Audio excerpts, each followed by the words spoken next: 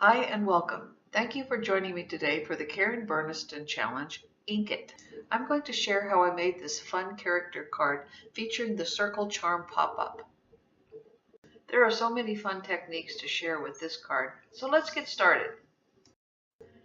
I cut my card base 8.5 by 5.5, creased in the center, making it an A2 card, which is 5.5 by 4.25. I'm going to use some fun foam to make my own stamps using the dies. If you're a beginning crafter, this is a great way to stretch your budget. It's easy to cut this foam with the wafer-thin die because it compresses as it goes through your machine. I've added thin double-sided tape to one side of the white foam. When the tape liner is removed, it will make one side sticky. I have made several snowflake stamps for this project, but I'm going to show you the largest one simply because it's easier to see on the camera. I'm using the winter charm set, which I have put on a magnetic board. I'll talk about how I store my dies later in this video. I'm going to take this large snowflake charm and see if I have room for it. And I do, so I'm going to cut one more out of this white piece of foam. I'm going to make my sandwich to cut out the snowflake.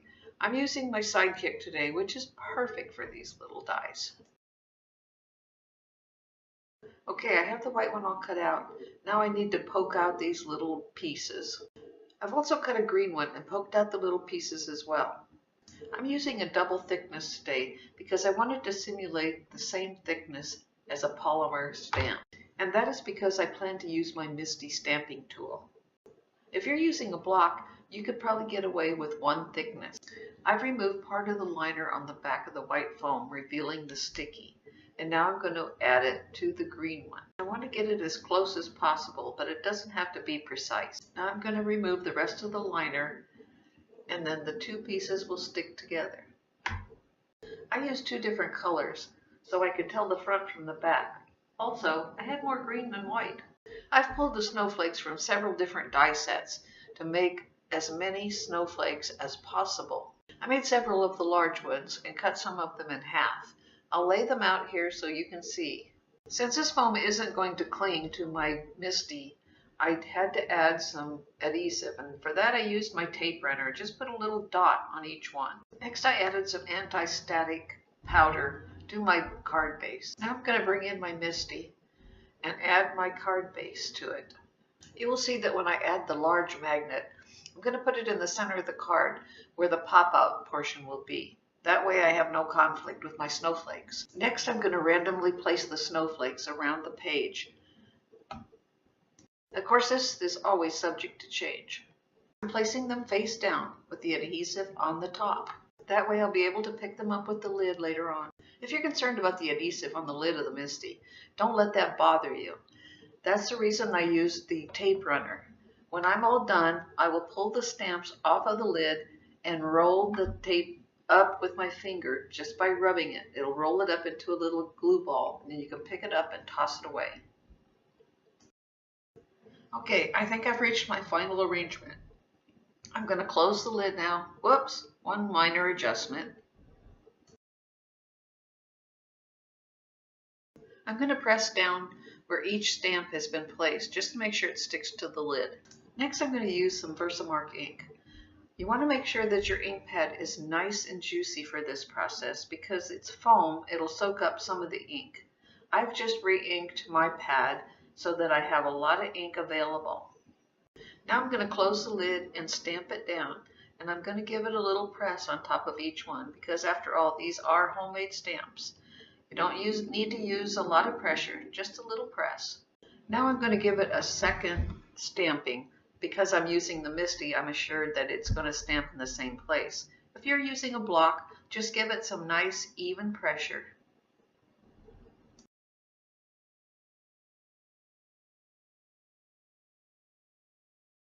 Okay, now I've given it two stampings. I'm going to remove my paper. So sorry that you really can't see this. It is clear on white, which is impossible to see on the camera, but it does have a shiny surface in real life. Now I'm going to remove my paper. I'm going to put away my Misty with the stamp still on it. I'll clean that up a little bit later. Next, I'm going to use some clear embossing powder. This particular one is from Simon Says Stamp, but any brand will work. I'm going to put my stamped page in the tray and sprinkle clear embossing powder where I have stamped my snowflakes. I'm going to shake off the excess. I have a little stray powder on my card, so I'm going to brush that off. And now I'm going to turn the card around, being careful not to put my finger on the embossing powder.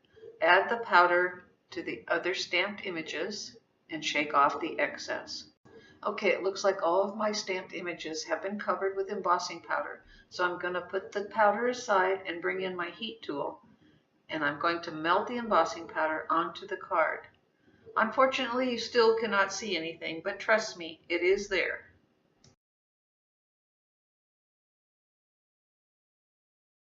Now I have all of my images embossed, and I think you can see it a little bit on the paper. However, it still is clear embossing powder on white. Now it's time for the ink part of this challenge. I'm using Distress Oxide ink, Broken China, and I'm adding it to my ink tool. Don't be afraid to give your ink tool a good rub on the ink pad. It's not going to hurt a bit. Now I'm rubbing the ink first on every place that I have the embossed snowflakes. Now with the ink on it, you can actually see the snowflakes. I'm going to be inking the entire inside of this card, so I'm going to put it in fast motion so you don't have to watch me do all of this in real time.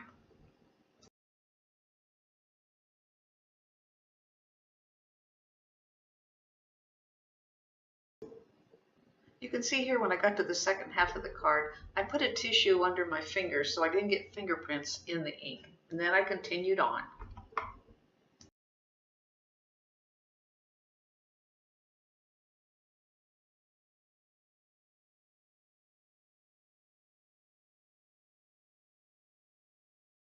Now I've let the ink set. It takes a little longer to dry because it is part pigment. Now I'm taking a soft cloth and rubbing over the portions with the embossing powder, which takes the residual ink off the tops and makes the snowflakes even brighter. Now that that is finished, I'm going to use the Circle Charm pop-up. As you can see here, I have it on a magnetic board that is double-sided. This fits into a small pouch that is designed to hold CDs. This one is pink. I actually prefer the clear ones because it's easier to see the dies. I've used the die set to cut 6 circles, 2 different sizes. The white ones will layer on top of the green ones. And now I'm going to cut the pop-up circle out of the card using this die from the die set. As you can see, it has the little bridge that holds it away from the crease of the card. Now I want to add one of my layered circles to the inside of the card, and I want it to line up exactly with the pop-up. I'm going to put a small dot of adhesive, and then I'm going to place the circle upside down, matching it exactly with the pop-up. Then I'm going to add all of the adhesive that I need, and I'm going to close the card, pressing down on the adhesive. Next, I'm going to gently open the card, releasing that tiny dot of adhesive that I put in there. Then with my finger, I'm just going to simply roll it off the card. Now when the card is closed, the 2 circles will match up perfectly. Next, I'm going to create some blue paper. I like my paper to match, so I'm going to add some blue ink to some white paper, and then I'm going to cut out the middle section of the die from that blue paper. You don't have to do this, of course. It's totally optional. Once I have this section cut out, I'm going to add a green panel to it. This set was designed for a charm if you wanted to do that. I want to add a cute little mouse, so I'm going to make mine solid. Now that I have all of my sections ready to go, I'm going to start to assemble my card. The layered circles have been added to the pop-up section, and the far right panel was added earlier. I intentionally omitted adhesive here and over here so that I would be able to slip the tabs of the center section underneath those panels and it wouldn't show. I'm just going to give it a little test right now. It seems to be working just fine, so I'm going to add the glue on the front of the tab and on the back of this one on the left side. This ensures that everything stays glued in place. After adding the glue, I'm going to slip it in between the panels. I want to be sure that everything is lined up correctly, so I'm taking my time with this and getting everything in place.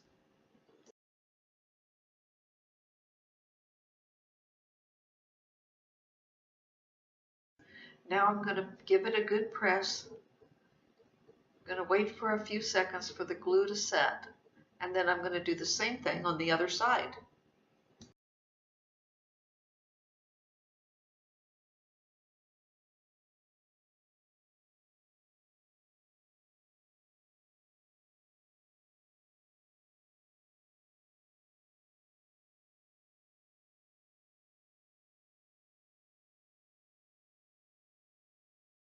Once again, I'm going to give it a press. I'm going to give the glue a little time to dry. Want it to set up, and then I'm going to give it a little test.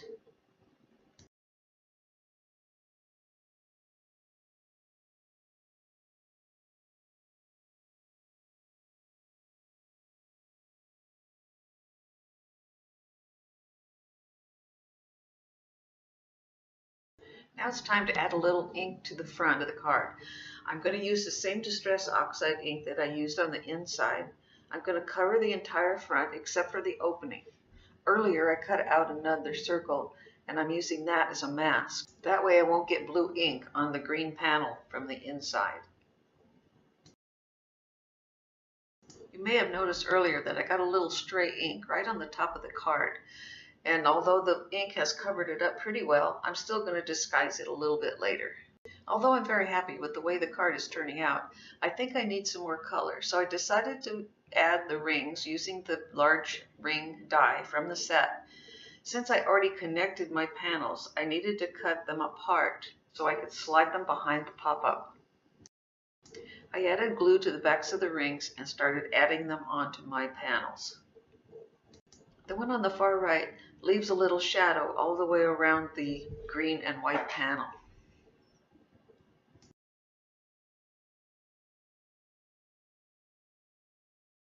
Okay, that's looking good.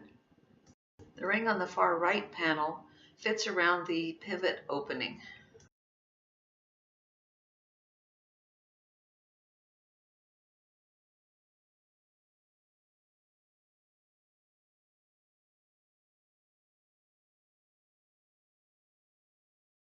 The ring fits exactly around the opening, so it's easy to line up.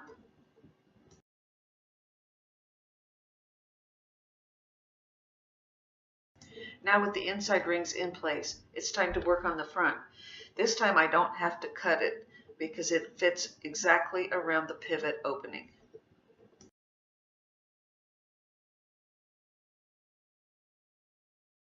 The working part of the card is finished now. Earlier I did some die cutting to use as some finishing touches. All of these elements are so cute and make the card lots of fun. I used the Christmas animals, the winter animals, the alphabet, the nature edges, and the word set, and the gift from the birthday charm set, all from Karen Berniston. I'm going to speed up the video now while I put the finishing touches on the card.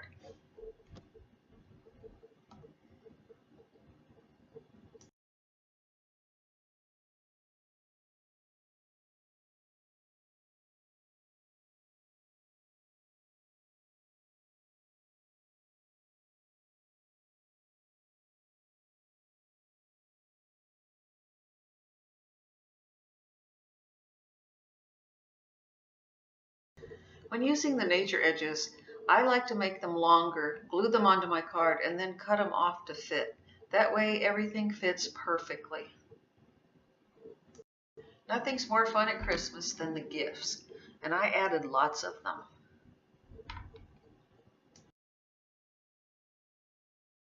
I've linked my blog below the video so you can go there to see more pictures.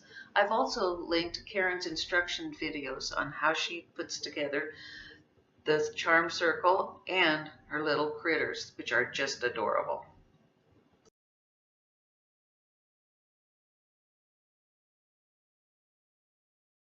I thought it'd be fun to add the ho ho ho across the top of the card, and it does look cute.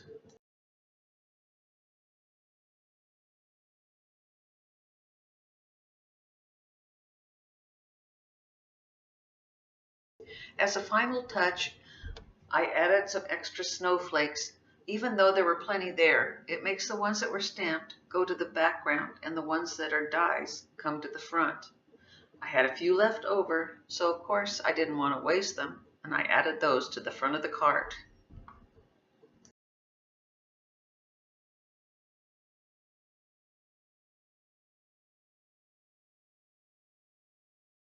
Thank you so much for joining me today. I hope you've enjoyed this inky adventure. I also hope that you will hit the subscribe button if you haven't already, and please give me a like. Till next time, bye-bye.